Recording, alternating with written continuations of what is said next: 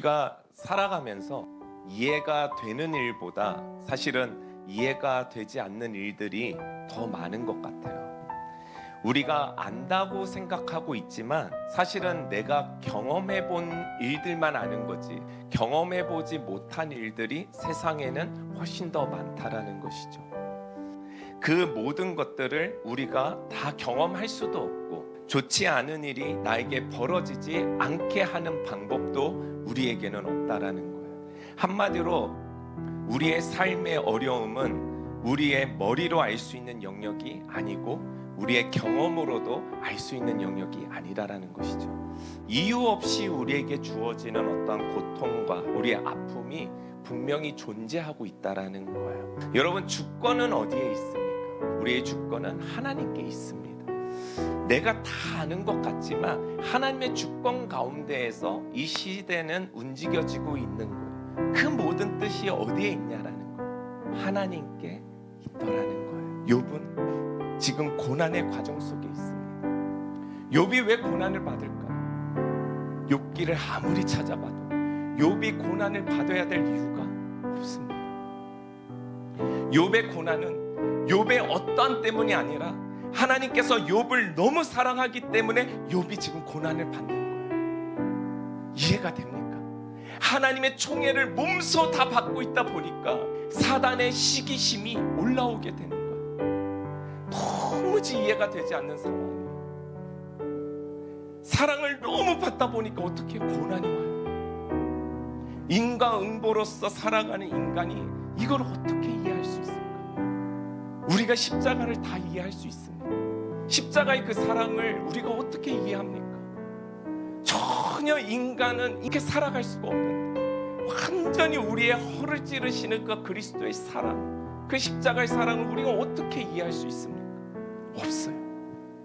그와 같이 하나님께서 이와 같은 결정을 내릴 때 우리가 할 수 있는 것은 왜 이 고난이 나한테 왔지? 왜 나한테는 이런 문제가 생기지가 아니라 이 고난의 시간 가운데에서 이 하나님의 함께 하심을 기억하며 그냥 기도하며 견디는 거예요. 그냥 견디는 거예요. 아는 게 아니라 견디는 거예요. 자, 성경을 보니까 욥이 고난받는 이유가 없어요. 뭐라고 나와 있냐면요, 까닭 없이 그를 치게 하였어도 라고 해요. 우리는 늘 이유를 찾잖아요. 그러나 찾지 못하는 일이 더 많잖아요. 근데 찾아내야 되잖아요. 그래서 명분을 찾는 거예요. 사람들은 저마다 머리로 정리하고 싶어요. 그래야 우리가 납득이 되니까. 근데요, 신앙은 우리가 납득돼서 갖는 게 신앙이 아닙니다. 머리로 정리해서 알아지는 게 아니에요. 받아들이는 거예요. 하나님의 인도하심과 그 뜻을 그냥 받아들이는 거. 아파도 받아들이는 거예요. 이유를 찾는 게 아니에요. 사탄이 지금 하나님께 물어요. 하나님, 인간이 어떻게 그냥 하나님을 사랑할 수 있습니까? 어떻게 그냥 신뢰할 수 있습니까? 하나님께서 복을 주셨으니까 사랑하죠. 그게 어떻게 가능하냐? 하나님께 질문하는 거예요. 사랑하는 여러분, 우리의 신앙은 무엇으로 증명되어지는 걸까요? 평소에 우리의 삶 속에 우리가 무엇을 붙들고 살아가느냐가 신앙이에요.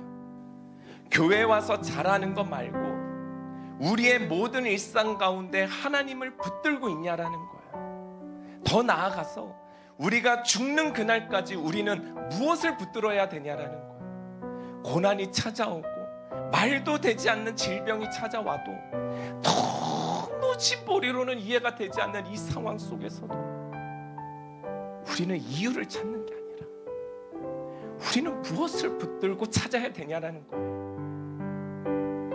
하나님, 오니까 어떠한 상황 속에서도 나의 하나님을 찾는 것, 그것이 이 땅의 신앙이라는 사실입니다. 욥은요, 이미 10명의 자녀를 다 잃었어요. 근데 그것뿐만이 아니에요. 욥이 가지고 있는 모든 재물을 다 거두어 가버렸어요. 다 거두었어요. 그런데 지금 욥은 하나님을 붙들고 있더라는 거예요. 하나님이 누군지를 내가 정확히 알고 있다면, 하나님을 온전히 신뢰하는 자의 삶에는 하나님으로부터 시작되는 창조적 해석이 일어나는 거예요. 그래서 사람들은 말해요.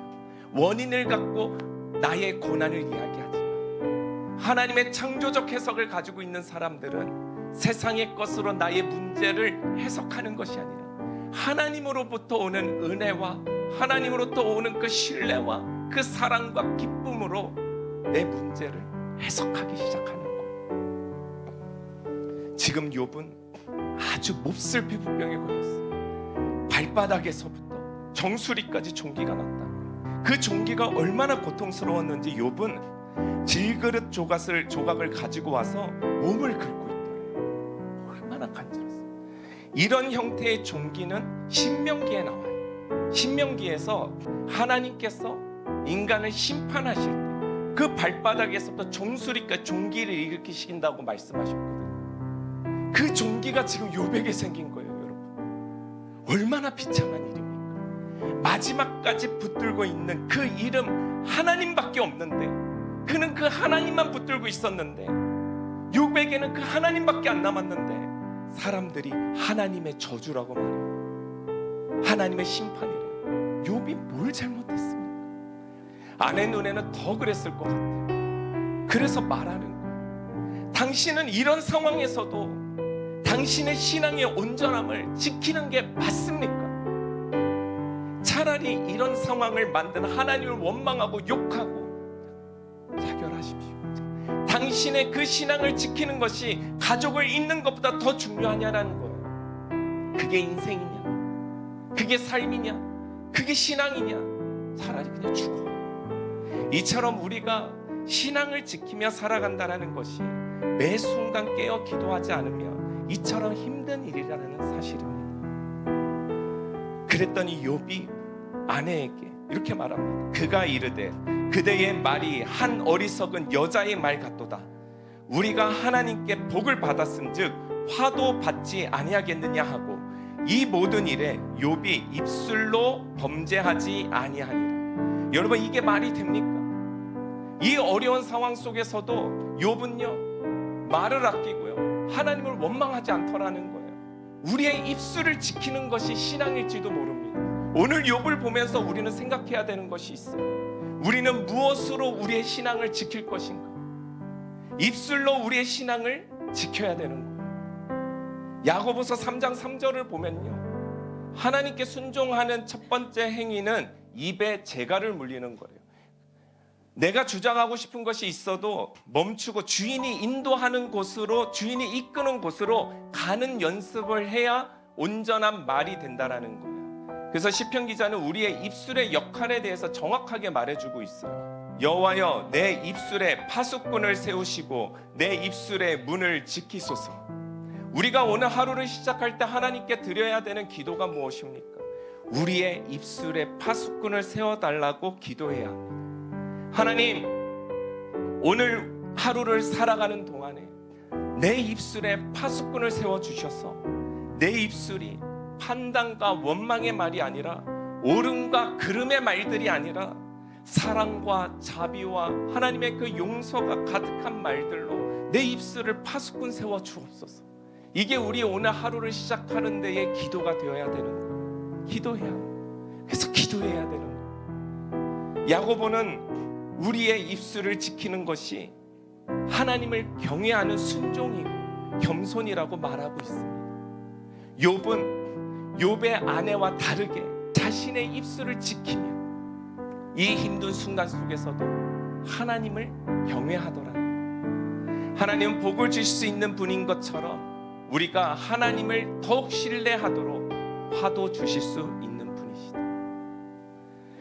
우리의 인생에 불평과 화는 주시는 자의 선물에만 눈이 멀어 있기 때문에 그렇습니다.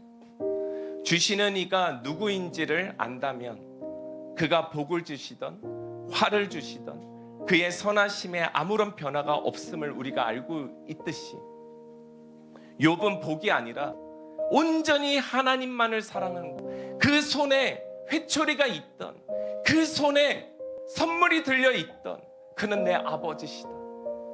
변하지 않는 거예요. 사랑하는 성도 여러분, 하나님을 바라보고 하나님이 누구신지를 기억하며 우리의 입술에 파수꾼을 세워 하나님께서 하시는 일들을 신뢰하고 받아들이며 지키며 승리하는 저와 여러분들 다 되시기를 주님의 이름으로 축원합니다.